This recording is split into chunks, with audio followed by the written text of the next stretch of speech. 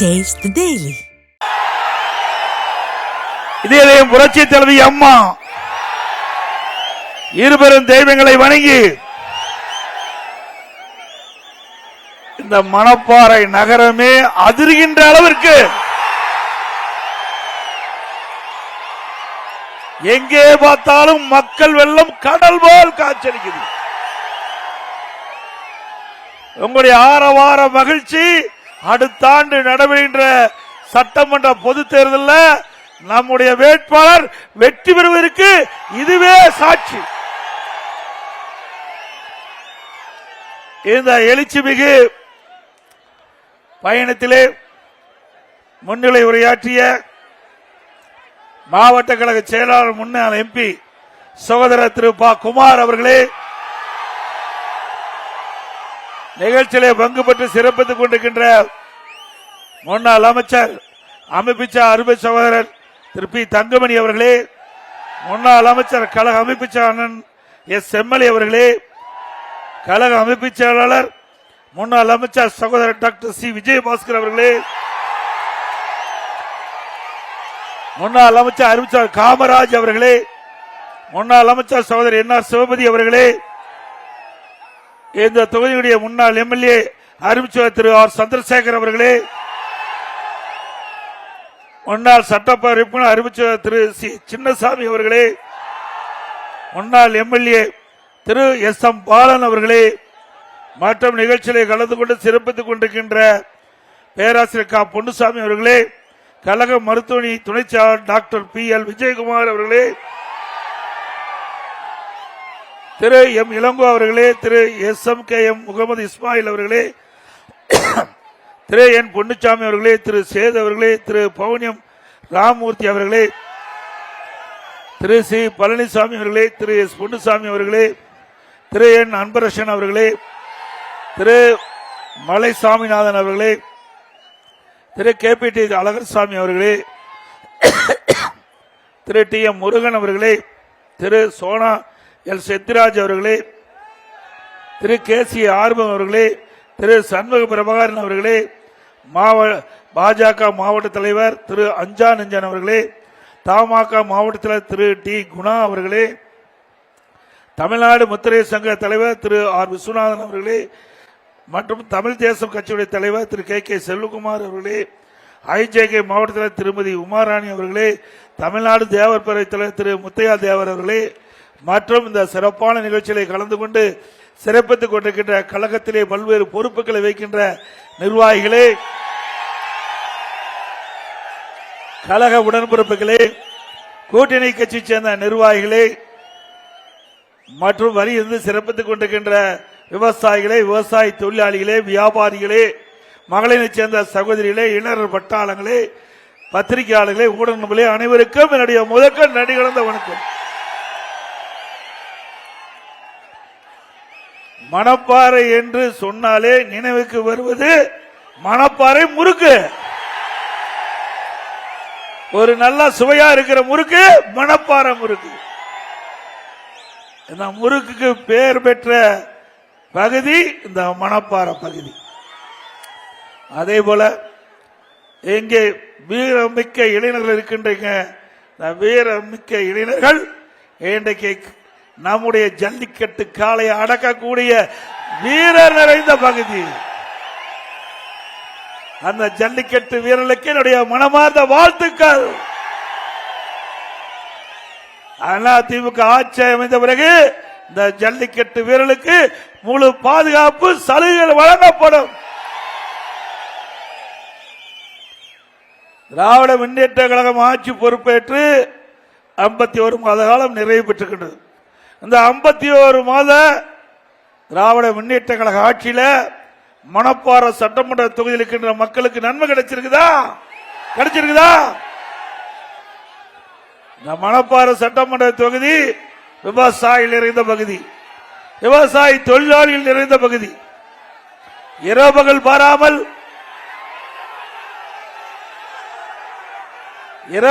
பாராமல் உழைக்கின்ற மக்கள் நிறைந்த பகுதி மணப்பாறை சட்டமன்ற தொகுதி.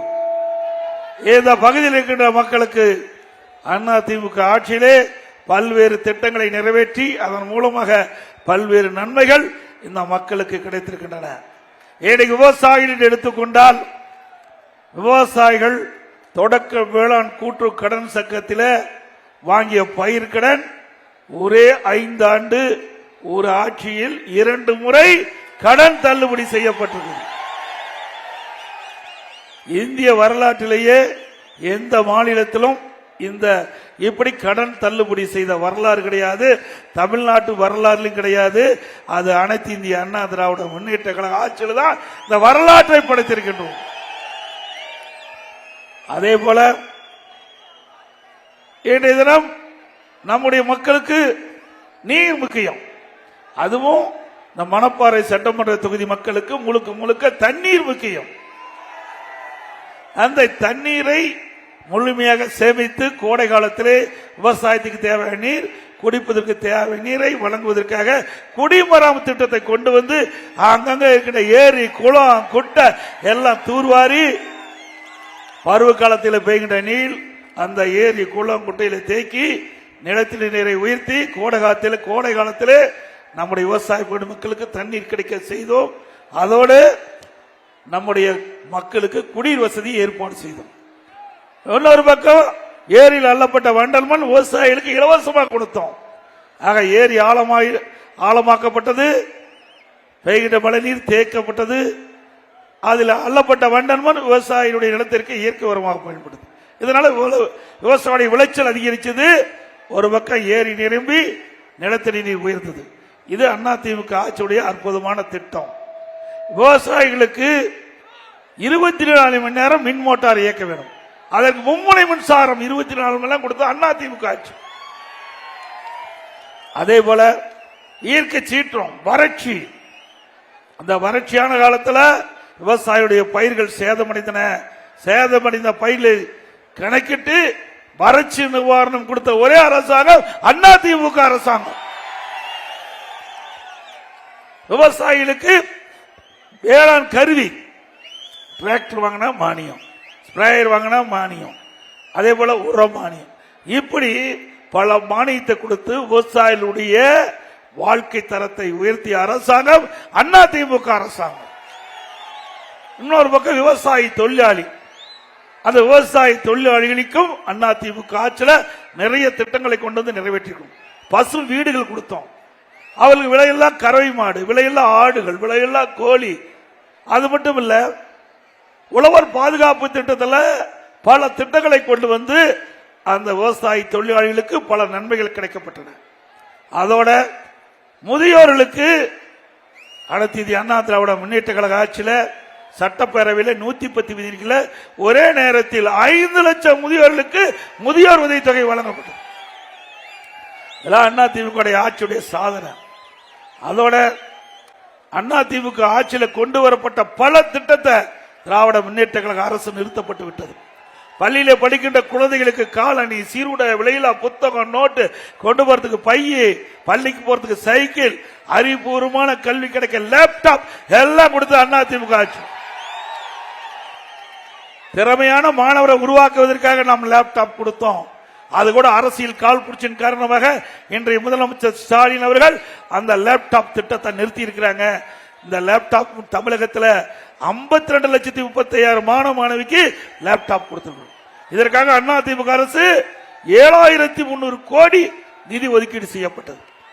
ஆக தனியார் பள்ளியில் படிக்கின்ற மாணவனுக்கு இணையா அரசு பள்ளியில் படிக்கின்ற மாணவர்களும் திறமையான மாணவர்களாக உருவாக்குவதற்கு அம்மா கொண்டு வந்த திட்டம் 10 ஆண்டுல இந்த திட்டம் 52,35,000 மாணவ மாணவரை கொடுத்து அவருடைய வாழ்க்கையை ஏற்றம் எடுத்து அவர் வாழ்க்கைக்கு ஒளியேற்றிய அரசாங்கம் அதிமுக அரசு. அதை இன்னைக்கு நிறுத்தி இருக்கிறாங்க திரு ஸ்டாலின் அரசாங்கம். மீண்டும் அதிமுக ஆட்சி மலர்ந்தவுடனே நிறுத்தப்பட்ட லேப்டாப் நம்முடைய மாணவர்களுக்கு வழங்கப்படும்.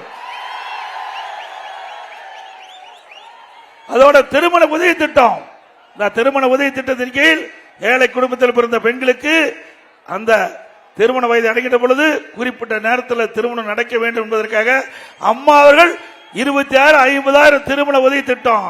தாலிக்கு தங்கம் ஒரு சவரன் இன்னைக்கு ஒரு பவுன் 75,000 விற்குது.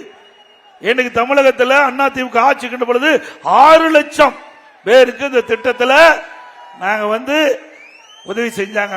அதிமுக ஆட்சியில் உதவி கிடைச்சது. திராவிட முன்னேற்ற கழக ஆட்சி வந்ததையும் அரசியல் கால் பிடிச்ச நிறுத்தப்பட்டது.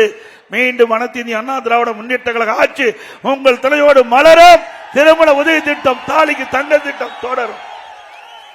அது மட்டுமல்ல, இந்த திருமண உதவி திட்டத்தில் தேர்வாகின்ற மணப்பெண்ணுக்கு பட்டு சேலை வழங்கப்படும், மணமகனுக்கு பட்டு வேஷ்டி வழங்கப்படும்.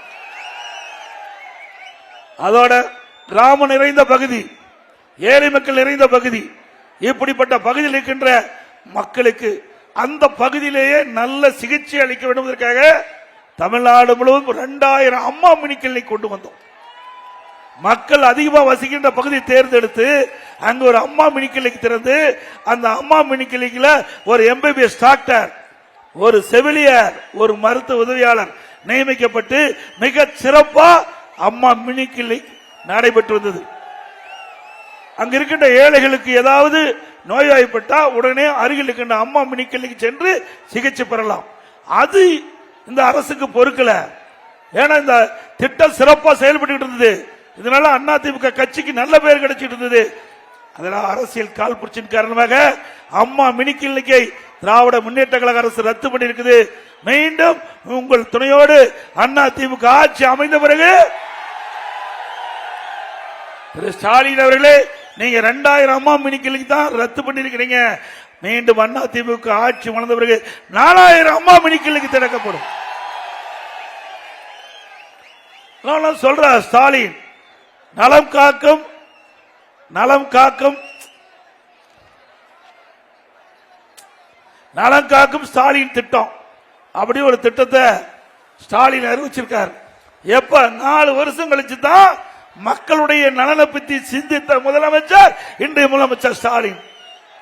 ஆனா மாண்பு அம்மா இருக்கின்ற பொழுது இதற்கு நம்ம ஏழைகளுக்கு நல்ல மருத்துவ சிகிச்சை கிடைக்க வேண்டும் என்பதற்காக தமிழ்நாடு முழுவதும் 10 ஆண்டுல 15 லட்சம் மருத்துவ முகாம் நடத்தி ஏழை மக்களுக்கு உதவி செய்த அரசு அதிமுக அரசாங்கம். 419 நடமாடும் மருத்துவர்கள் அமைச்சு எங்கேயாவது மக்கள் பாதிக்கப்பட்டா உடனடியாக அந்த பகுதிக்கு மருத்துவ குழு சென்று அங்கே ஆய்வு செஞ்சு அவளுக்கு உண்டான சிகிச்சை அளித்து குணமடைய செய்யக்கூடிய அரசாக அதிமுக அரசு இருந்தது. 10 ஆண்டு 2011 2021 வரை அனைத்து இந்திய அண்ணா திராவிட முன்னேற்ற கழக அரசாங்கம். அந்த 10 ஆண்டுல நம்முடைய கிராம பகுதியில் இருக்கின்ற மக்களுக்கு ஒரு நல்ல சிகிச்சை அளிக்க வேண்டும் என்ற அடிப்படையில் அம்மா இருந்த காலத்திலிருந்து அம்மா மறைவுக்கு பிறகு அம்மாவுடைய அரசு சுமார் 254 ஆரம்ப சுகாதார நிலையத்தை திறக்கப்பட்டு அங்கே ஏழை மக்களுக்கு தொடர்ந்து சிகிச்சை அளிக்கக்கூடிய திட்டத்தை கொண்டு வந்து நடைமுறைப்படுத்திய அரசாங்கம் அதிமுக அரசாங்கம். ஏற்கனவே ஆரம்ப சுகாதார நிலையம் இயங்கி வந்தது.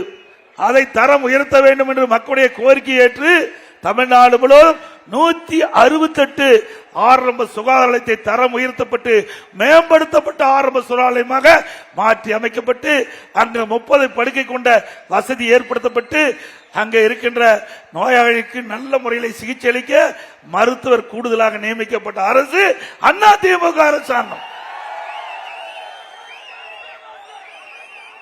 அதே போல அம்மா ஊட்டச்சத்து பெட்டகம் கொடுத்தோம். அம்மா குழந்தைகள் நல பரிசு பெட்டகம்.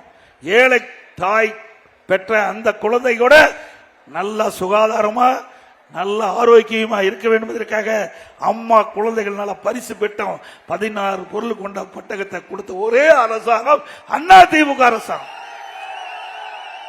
இதையெல்லாம் ஏழை மக்களுக்காக பார்த்து பார்த்து இதயம் புரட்சி தலைவி அம்மா அவர்கள் ஒரு பெற்ற தாய் தன்னுடைய மகளுக்கு என்ன செய்ய வேண்டும் என்று நினைக்கிறாரோ அதை பெறாத தாய் புரட்சி தலைவி அம்மாள் பார்த்து பார்த்து நம்முடைய சகோதரிகளுக்கு இந்த திட்டத்தை கொண்டு வந்து நிறைவேற்றி அதனால் நம்முடைய பிறக்கின்ற குழந்தை கூட அற்புதமாக இருக்க வேண்டும் என்று திட்டத்தை கொண்டு வந்து நடைமுறைப்படுத்திய அரசாங்கம் அதிமுக அரசாங்கம்.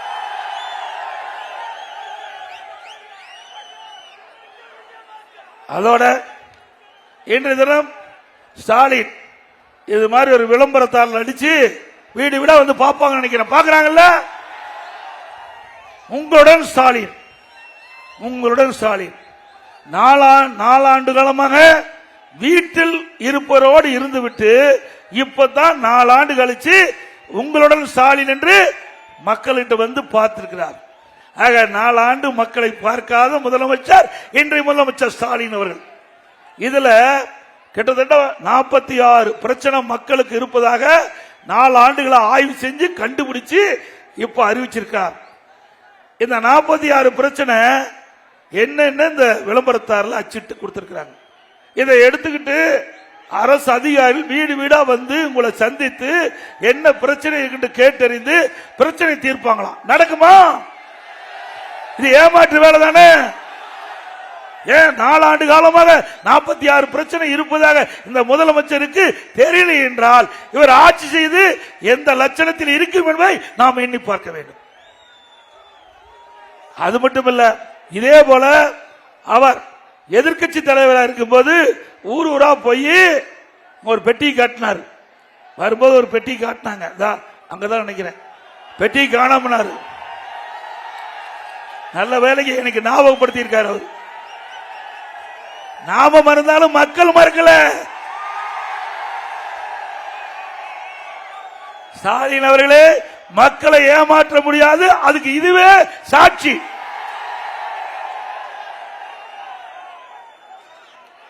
ஆக அவர் ஒரு திட்ட கண்டா ஒரு பாயை போட்டு அமர்ந்துக்குவார். ஒரு முன்னாடி ஒரு பெட்ஷீட்டை போட்டு அங்க இருக்கிற ஊர் மக்களை எல்லாம் அமர வச்சு அந்த இடத்துல ஸ்டாலின் பேசுவாரு. உங்களுக்கு என்ன பிரச்சனை இருக்குது, என்ன குறை இருக்குது, அதெல்லாம் ஒரு மனுவா எழுதி நான் கொண்டு வந்த பெட்டி, அந்த மாதிரி பெட்டி கொண்டாந்து வச்சிருப்பாரு. அந்த பெட்டியில போடுங்க, நான் பெட்டியை பூட்டி சீலை வச்சு நான் வீட்டுக்கு பத்திரமா எடுத்துட்டு போய் வச்சிருந்து திமுக ஆட்சிக்கு பிறகு அந்த சீலை ஒடிச்சு பெட்டியை திறந்து மனுவை எடுத்து படிச்சு பார்த்து பிரச்சனை தீர்க்கிறனால தீர்த்தாரா? எப்படி நாடகம் ஆடுகிறார் பாருங்க, எப்படி மக்களை ஏமாற்றுறாங்க பாருங்க. ஒரு படத்துல சதுரங்க வேட்டையில் நினைக்கிறேன், ஒருவரை ஏமாற்ற வேண்டும் என்றால் ஆசையை தூண்ட வேண்டும். அப்படி மக்களுடைய ஆசையை தூண்டி மக்களை ஏமாற்றி கவர்ச்சிகரமாக பேசி இப்படிப்பட்ட அறிவிப்புகளாம் வெளியிட்டு அடுத்த ஆண்டு நடைபெறுகின்ற சட்டமன்ற பொது தேர்தலில் மக்களுடைய வாக்குகளை பெறுவதற்காக ஸ்டாலின் மாடல் அரசு ஒரு நாடகத்தை அரங்கேறிக்கிறது என்பதை இந்த நேரத்தில் தெரிவிக்க விரும்புகிறேன். அது மட்டும் இல்ல, கிணத்த காணும் போட்டிருக்கிறாங்க. அப்படி திமுக கட்சியே காணோம். நீ மக்களுடைய செல்வாக்கு திரு ஸ்டாலின் இழந்து விட்டார், கட்சிக்காரருடைய செல்வாக்கு இழந்து விட்டார். அதனாலதான் ஓர் அணியில் தமிழ்நாடு அப்படின்னு பெயரை வச்சு வீடு வீடா திமுக கட்சிக்காரர் போய் கதவை தட்டி தட்டி கெஞ்சி நான் கொண்டாந்த உறுப்பினர் படிவத்தில் நீங்க சேர்ந்துக்குன்னு கெஞ்சிற காட்சி தமிழ்நாட்டில் பார்க்க முடியுது. அப்படி திமுகவுடைய நில பரிதாபமான நிலைக்கு போயிட்டது. நல்ல ஆட்சி செஞ்சா தானே உங்க கட்சியில் வந்து உறுப்பினர் சேருவாங்க. அதனால இன்னைக்கு வீடு வீடா போய் கெஞ்சிக்கின்ற கட்சி திமுக கட்சி. தமிழ்நாட்டில் எந்த கட்சியாவது உறுப்பினர் சேருவதற்கு வீடு வீடா கதவை தட்டி கெஞ்சிய சரித்திரம் உண்டா? மக்கள் தானாக வந்து ஒரு கட்சியில் உறுப்பினர் சேர்ந்தாதான் அந்த கட்சி வளரும். அப்படி தானாக உறுப்பினர் சேர்க்கக்கூடிய நிலையில இருக்கின்ற கட்சி அண்ணா திமுக கட்சி. இன்றைக்கு திமுக குடும்ப கட்சி ஆயிடுது. திமுக குடும்ப கட்சி, அண்ணா திமுக மக்களுக்காக இருக்கின்ற கட்சி.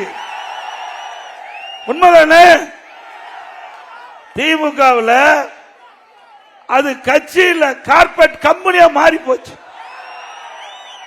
திரு கருணாநிதி அவர்கள் கட்சிக்கு தலைவர் முதலமைச்சராக இருந்தார்.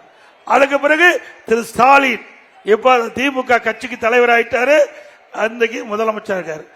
அவருடைய மகன் திரு உதயநிதி ஸ்டாலின் அவர்கள் இளநிலை செயலாளர், திமுக இளநிலை செயலாளராக வந்துட்டார்.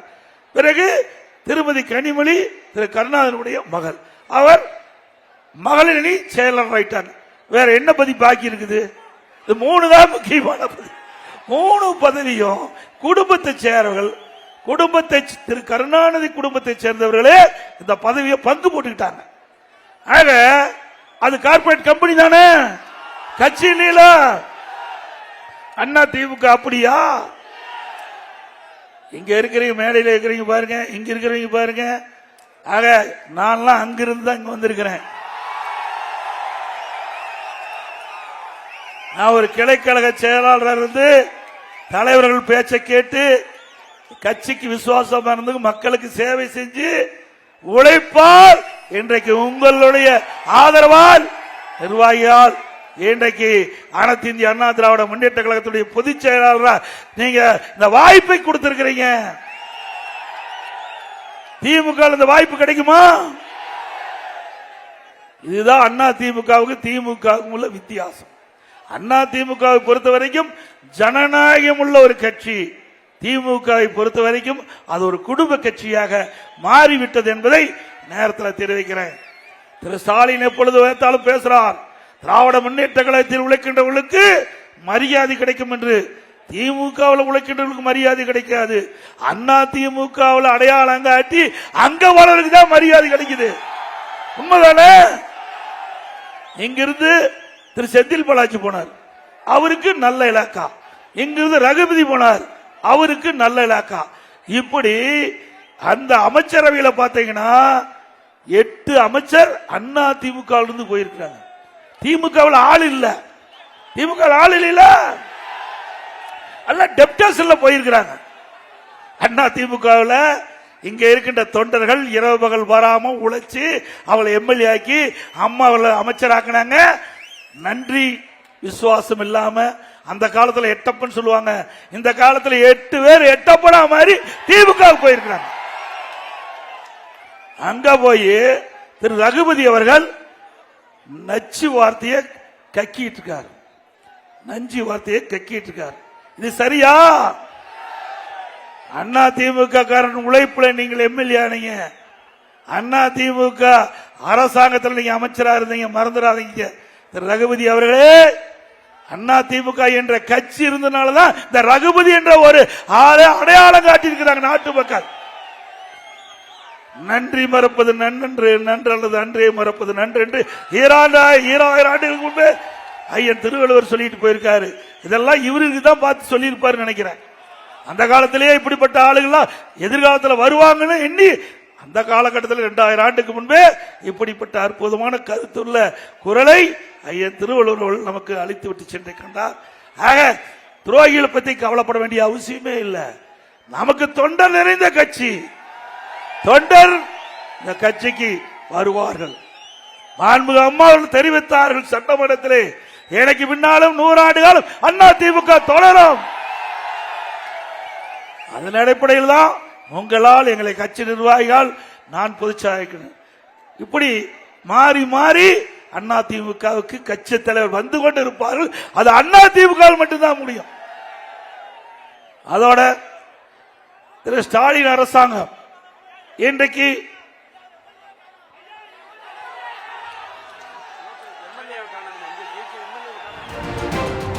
அதே எம்எல்ஏ 8 மாசம் காணா தானா காணாது போயிறாரு.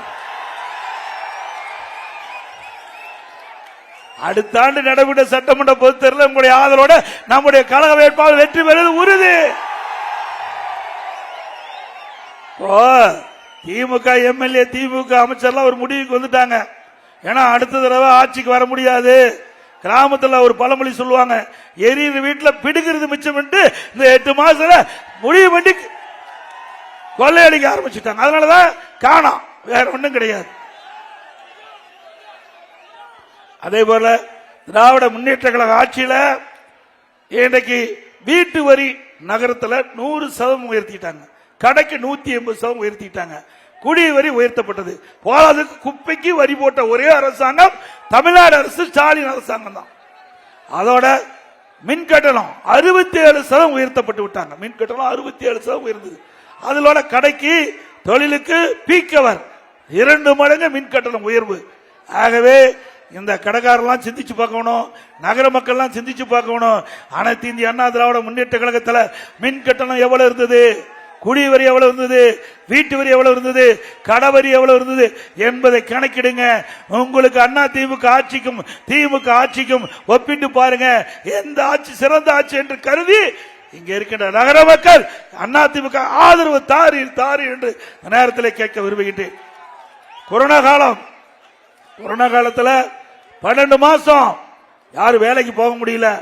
ஒரு கடுமையான சோதனையான நேரம். அந்த கொரோனா வைரஸ் தொற்று பரவதை தடுக்க வேண்டும் என்ற அடிப்படையில் அண்ணா திமுக அரசு செயல்பட்டு விலை மதிக்க முடியாத உயிரை நாங்கள் காப்பாற்றினோம். அதோட அந்த காலகட்டத்தில் மக்கள் பாதிக்க கூடாது என்பதற்காக அம்மாவுடைய அரசு 12 மாத காலமா விலையில்லா அரிசி, விலையில்லா சக்கரை, விலையில்லா எண்ணெய் ரேஷன் கடையிலே கொடுத்த ஒரே அரசாங்கம் அண்ணா திமுக. அதோட குடும்பத்துக்கு 1000 ரூபாய் கொடுத்தோம். அதே ஆண்டு தைப்பொங்கல் வந்தது. கிராமத்தில் இருக்கின்ற மக்கள், நகரத்தில் இருக்கின்ற மக்கள் தைப்பொங்கல் சிறப்பாக கொண்டாட வேண்டும் என்பதற்காக தைப்பொங்கல் பரிசு 2500 ரூபாய் எல்லா குடும்பத்தையும் கொடுத்தோம். அதே போல அந்த காலகட்டத்தில் கொரோனா காலகட்டத்தில் பள்ளிகள் மூடப்பட்டு விட்டது, கல்லூரிகள் மூடப்பட்டு விட்டது. கல்லூரி மாணவர்களுக்கு அவருடைய படிப்பு பாதிக்க கூடாது என்பதற்காக அவருக்கு ஆன்லைன்ல வகுப்பு நடத்தணும், ஆன்லைன்ல தேர்வு நடத்தணும். நல்ல முறையில் அவர்கள் அந்த தேர்ச்சி பெற்று பட்டம் பெற்றார்கள். பள்ளியில படிக்கிற மாணவருக்கு ஆல் பாஸ் போட்டு கொடுத்தோம். அண்ணா திமுக ஆட்சியில் இப்படி நிறைய திட்டங்களை கொண்டு வந்து நிறைவேற்றப்பட்டிருக்கின்ற நேரத்தில் தெரிவித்து, இன்றைய தினம் பள்ளிகள், நீங்க பள்ளிகளை பார்த்தீங்கன்னா ஆசிரியர் பற்றாக்குறை. இன்னைக்கு அரசாங்க பள்ளியில முழுமையான ஆசிரியர் இல்லை. அதனால கல்வித்தரம் இன்னைக்கு குறைஞ்சு போச்சு. அதனால இன்னைக்கு தமிழ்நாட்டில் 207 அரசு பள்ளிகள் மூட வேண்டிய சூழ்நிலை ஏற்பட்டு போச்சு. இந்த அரசு மீண்டும் திறக்குன்னு சொல்லியிருக்கிறாங்க. ஆனா இது வரைக்கும் திறந்த மாதிரி தெரியல. ஒரு அரசாங்க பள்ளி எதற்காக திறக்கிறோம்? ஏழை மாணவர்கள் அந்த அரசு பள்ளியை படித்து அவர்கள் உயர்ந்த இடத்துக்கு வர வேண்டும் என்ற அடிப்படையில் தான் நிறைய பள்ளியில அனைத்து இந்திய அண்ணா திராவிட முன்னேற்ற கழக அரசு இருக்கும் போது திறக்கப்பட்டது. அதாவது கல்வியே வளர்ச்சி அடைய வேண்டும். இன்னைக்கு கிராமத்திலிருந்து நகர வரை ஏழை மக்கள் அதிகமாக கல்வி கிடைக்க வேண்டும் என்ற அடிப்படையில் நாம பள்ளிகளை திறந்தோம். ஆனா திமுக ஆட்சியில் அரசு பள்ளியில மூடியது திமுக.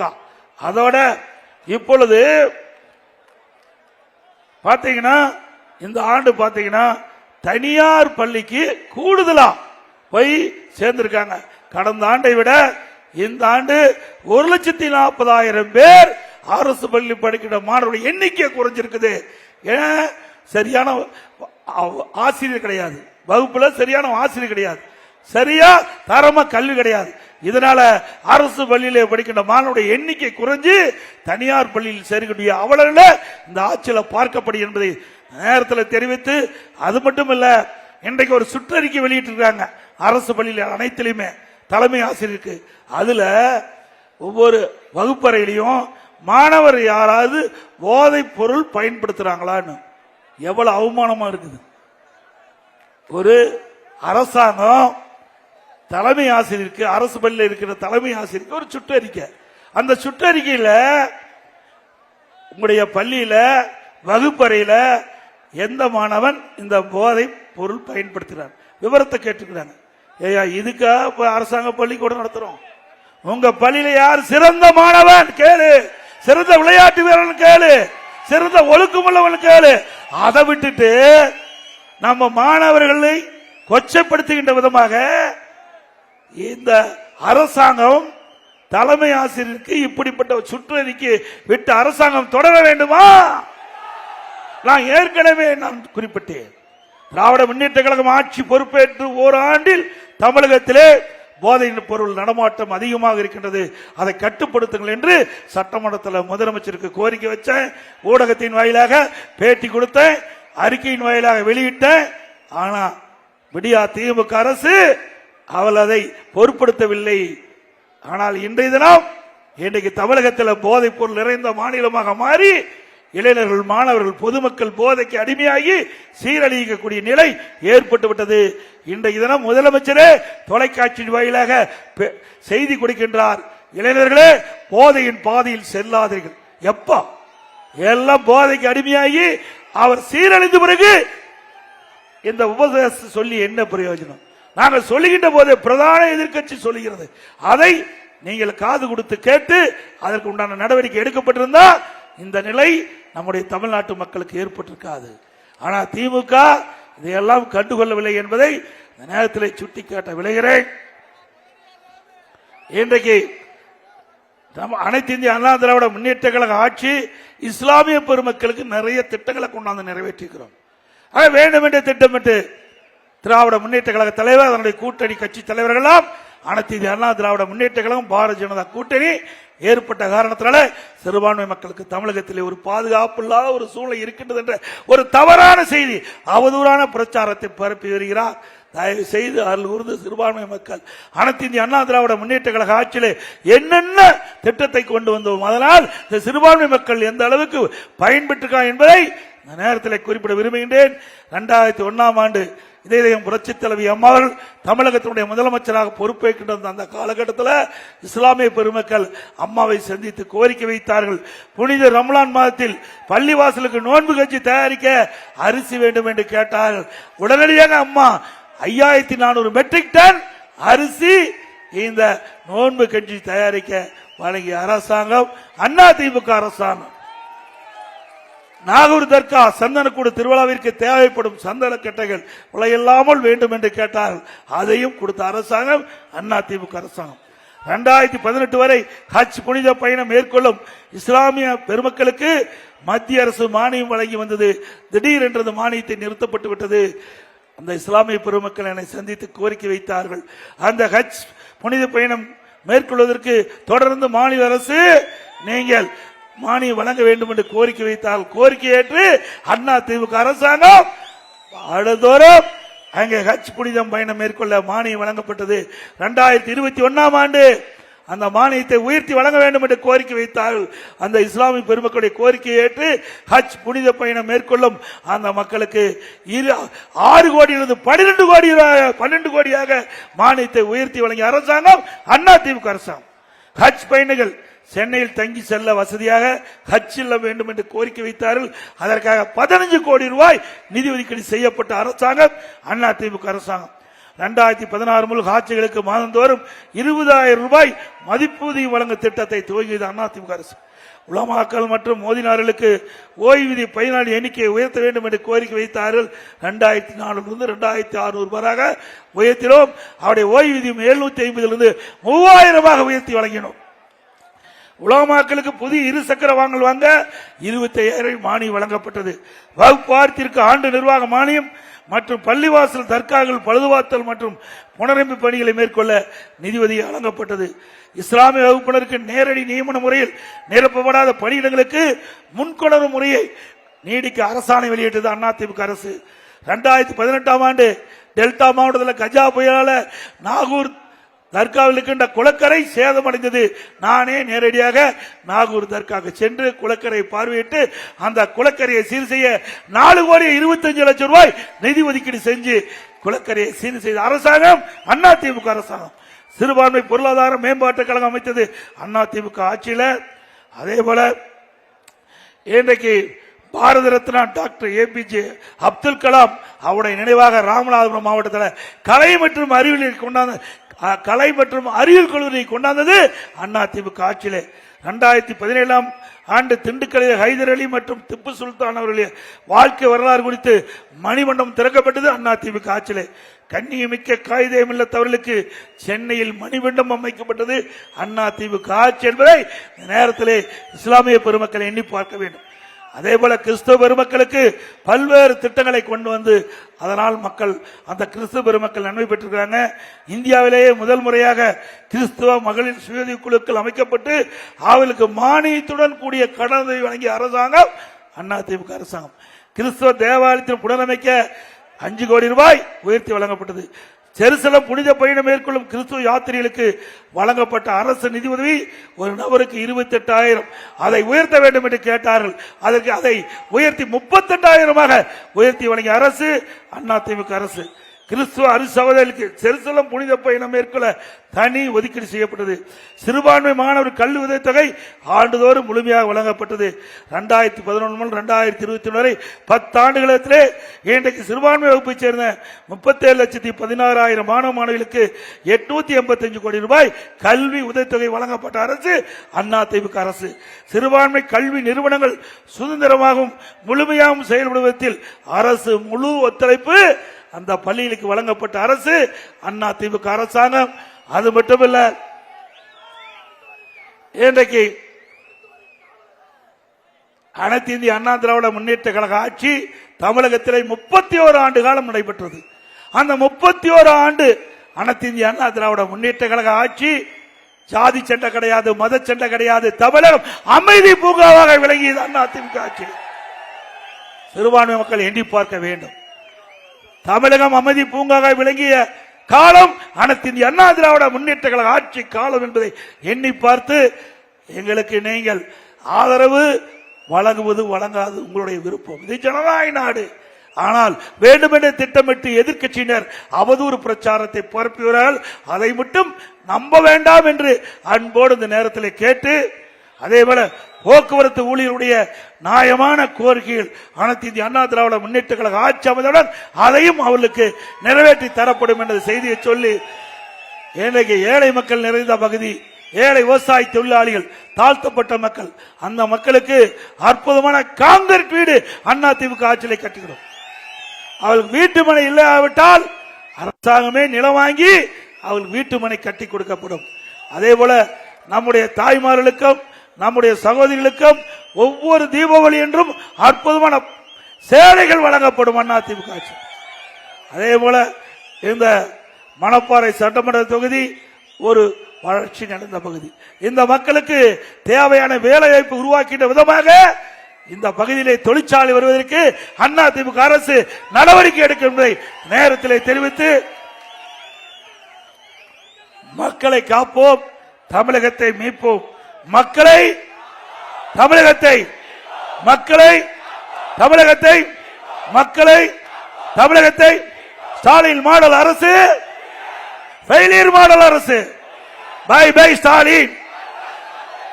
அதோட இன்னொன்று முக்கியமானது, இந்த கரூர் மாவட்டம் மாயனூர் காவிரி ஆற்றிலிருந்து உபரி நீரை மணப்பாறை சட்டமன்றத்தில் வையம்பட்டி ஒன்றியம் பொன்னி ஆற்றிலிருந்து கண்ணக்கூத்து வரை நீரேற்ற திட்ட அந்த திட்ட அறிக்கை தயாரிக்க அதிமுக ஆட்சி இருக்கின்ற பொழுது 40 லட்சம் ரூபாய் நிதி ஒதுக்கீடு செய்யப்பட்டது.